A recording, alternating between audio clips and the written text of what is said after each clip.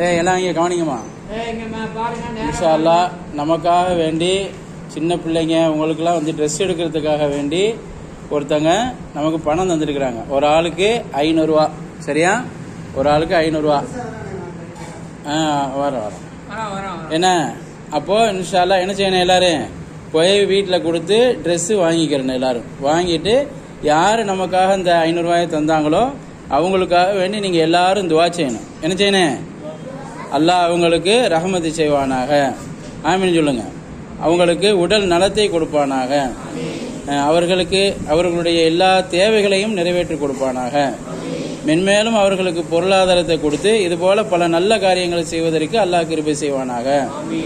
இன்ஷா அல்லாஹ் அந்த மாதிரி தனிப்பட்ட முறையில் தராவெல்லாம் தொழுவுறீங்க, தொழுவிட்டு துவா செய்யணும். மற்ற பக்திகள்லாம் தொழுவிட்டு துவா செய்யணும். குறிப்பாக அவங்களுக்கு எல்லா விதமான உடல் நலமும் ஆரோக்கியத்தையும் அவங்களுக்கு அல்லாஹ் கொடுக்கணும். சரியா? ஆமீன் சொல்லுங்க எல்லாரும். இன்ஷா அல்லாஹ். ஹாஜர் கொடுங்க. ஹாஜர் லைனா கொடுத்துக்கிட்டே வா. அப்படியே உட்கார வச்சே கொடுங்க. உட்காருங்க. உட்காரு. அப்படியே உட்காரு. கொடுத்துக்கிட்டே வா.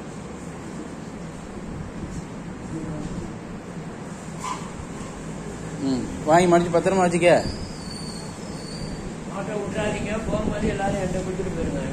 ஆமா அஜாரு அந்த 500 ரூபாய் அந்த சில்லறை பெரிய பசங்களுக்கு சில்லறையை கொடுங்க அஜார்.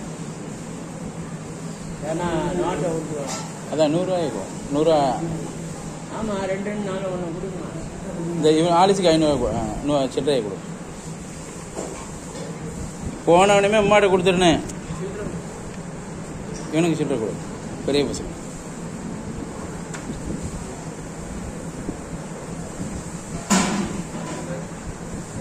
விடுவாங்க. அது பெரிய பிள்ளைங்கள அந்த பரகான கொடுங்க. அதை நஜ்மாவுக்கு சில்லறையை கொடுங்க. நஜ்மாவுக்கு சில்லறையை கொடுங்க. நஜ்மாவுக்கு 2வது பிள்ளைக்கு.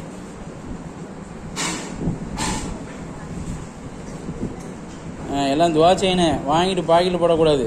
துவா செய்கிறது தான் அவங்க கொடுக்குறாங்க. சரியா? அவங்களுக்கு மெயினாக துவா செய்யணும். நீங்கள்லாம் செய்கிற துவா தான் அவங்களுக்கு வேணும்னு உங்களுக்கெல்லாம் ப்ரெசன்ட் பண்ணியிருக்கிறாங்க.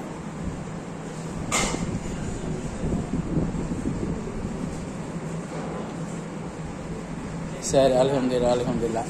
இன்னும் 2 பேர் வரணுமா ஆஜி? இன்னும் 2 பேர் வரணும். அவங்களுக்கு கொடுத்துருவோம் சார். சரி.